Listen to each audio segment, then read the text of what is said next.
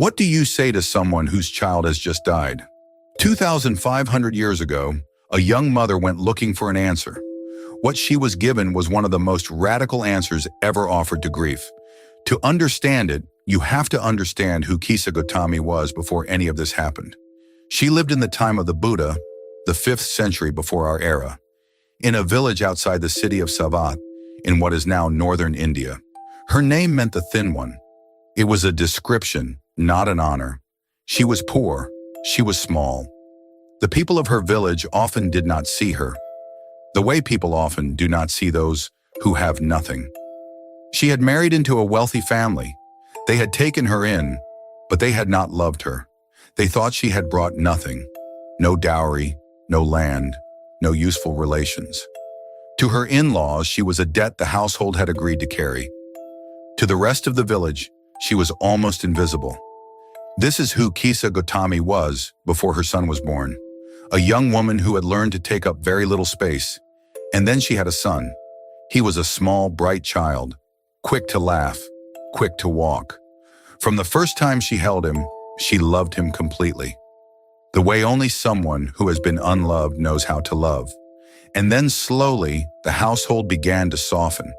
The family began to see her. The boy was the reason. For 2 years, the boy was the center of everything. He was the morning sound in the household. He was the reason the family lit the lamps a little earlier in winter. He was the small hand reaching up. And then, one day, without warning, without sickness she had noticed, without anything that should have prepared her, the child died. He had been playing in the morning. By the afternoon, he was gone. Kisa Gotami did not weep at first. She did not believe it. People who have lost too much already in their lives do not always understand when they are losing again. They have been preparing for loss their whole lives, and somehow the preparation has made them less, not more, ready. She lifted her son in her arms. She held him close. He was still warm, or she thought he was still warm. She could not tell, and she said to the people in her household, "He is sleeping. Don't worry. He is sleeping." When they tried to take him from her, she stepped back. "There is a medicine for this," she said. "I will find it." She walked out of the household holding her son, and she carried him into the village. She knocked on her neighbor's door. "Help me," she said. "My son needs medicine." The neighbor looked at her, looked at the child she was holding, saw what she could not see, and turned away. She knocked on the next door, and the next. She held the child closer.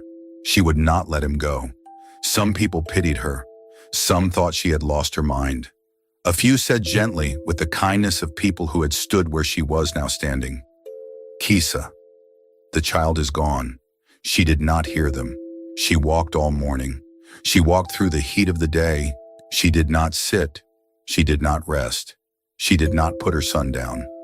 This is what grief looks like in its earliest hour, before it has a name, before the mind has agreed to what the body already knows.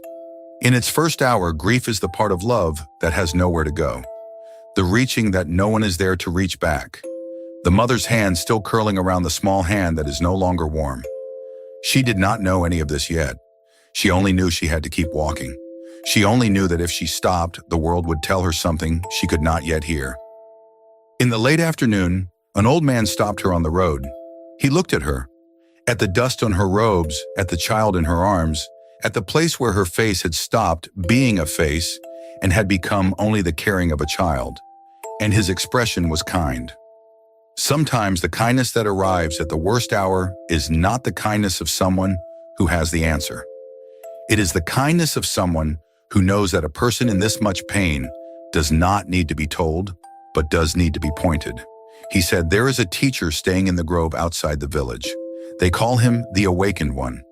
If anyone has the medicine you are looking for, it is him. Go to him." Kisa Gotami did not thank the old man. She had no thanks left in her. She turned and she walked toward the grove. The Buddha was sitting in the shade of a tree. When she came into the grove, she did not stop to think about what kind of teacher he was, or whether teachers like this were real, or what the protocol was for approaching such a man. Grief does not concern itself with protocol. She walked up to him, and she knelt before him, and she laid the body of her son on the ground in front of his feet. She said, "I have heard you have medicine. Please, bring my son back to me." This is the moment in the parable where any other teacher might have begun to teach. He could have explained the nature of impermanence. He could have told her that all things that arise must pass. He could have spoken of attachment, of suffering, of the noble truths. He could have given her the lecture that, in another mood, on another day, perhaps with another student, would have been the right one. He did not. The Buddha did not refuse her. He did not lecture her. He looked at her, and he looked at the child, and he said very simply, "Yes, I will prepare the medicine, but I will need an ingredient." Kisa Gotami looked up. "Bring me a small handful of mustard seed," the Buddha said. That is easy, she thought. Every kitchen in the village had mustard seed. But, the Buddha said, the seed must come from a household where no one has ever died. Kisa Gotami did not stop to think about this. She did not consider what it might mean. She heard only that there was a task, that there was something she could do, that her son was not, after all, lost. She lifted the child and she returned to the village. She knocked on the first door. The woman who opened it knew her. She was her neighbor. She had been her neighbor for years. Kisa Gotami said, "Please, may I have a few mustard seeds?" "Of course," the woman said. "Of course, Kisa. And has anyone in your household ever died?" The woman's face changed. It was a small change. The kind of change that happens when a question reaches into a place a person had not been visiting that morning. "My husband," the woman said softly. "Last winter." It was the cough. He was 46. Kisa Gotami nodded. She said nothing. She stepped back from the door, and she walked on. She did not yet understand what was happening. She thought she had simply knocked on the wrong door. She thought she would find the right door at the next house, or the one after that. The Buddha had said to find a household. Surely there was a household. "The next house. May I have a few mustard seeds? Has anyone here ever died?" "My grandfather." "The next house. My daughter." "The next. My mother." "My sister." "My uncle." "My child." "The next. My brother, last spring." "Yes, you may have the seeds, but it will not bring him back." Kisa Gotami did not stop to answer. She moved on. She did not yet know what the Buddha had done, but the village was beginning to teach her. "The next door. My father." "The next. My wife." "The next. Both of my parents." She walked the length of one street, and then the next street, and then a third. Behind every door, a name. Behind every name, a grave. Behind every grave, a person who had stood, once, where she was standing now, and held something they could not give back. By evening, she had walked the length of the village. By evening, she had knocked on every door. By evening, she had heard every name. There was no household untouched. There was no doorway without a grave behind it. There was no kitchen in the village from which the Buddha's seed could come.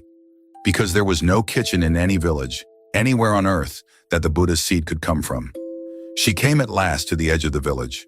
She sat down beneath a tree. The light was leaving. The dust on the road was cooling. Somewhere in the distance, someone was lighting a lamp. She held her son in her arms, and for a long time she did not move. Something very quietly was loosening inside her. The grief did not vanish. The grief did not lessen. Anyone who has lost what cannot be replaced will tell you that what comes after is not relief. But the grief was no longer hers alone. It belonged to every door she had knocked on, every face that had flinched, every name spoken aloud, every household whose lamps were being lit, this evening, against the same dust that was settling over hers. She had walked into the village that morning believing she was the only one who had been broken. She was leaving it understanding that she had been walking all day through a city of the broken. And the Buddha, who had not lectured her, had known this. He had known that the only way to make her see what she could not be told was to send her, herself, to find it. He had not given her medicine.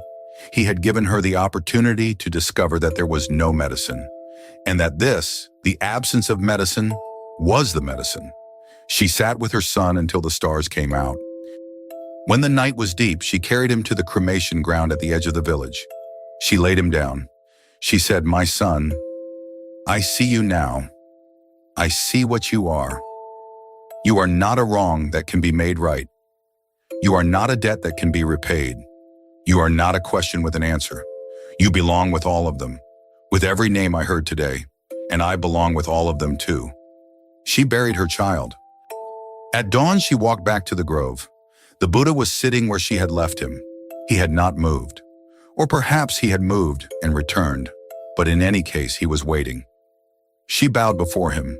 She said, "I did not find the seed," the Buddha said. "And what did you find?" Kisa Gotami looked at him for a long time. She said, every house has lost someone." The Buddha nodded. He said, "This is the medicine." She did not become well that day. She did not become happy. The grief did not vanish. The grief never vanishes. People who have lost children do not become people who have not lost children. The whole stays a whole. But she stayed. She asked to learn. And the Buddha received her. She lived in the community of nuns at Jetavana Grove. She walked with them in the morning. She begged for food with them at the village edge. The same village edge where, that night, she had sat beneath a tree. In time, not quickly. Awakening is rarely quick. She became fully awakened. And the poem she composed of her own awakening was preserved by the women who walked beside her, and is still read today, 2,500 years after the morning she came back to the grove with empty hands. A young woman whose son had died, who walked from door to door until she stopped and could see.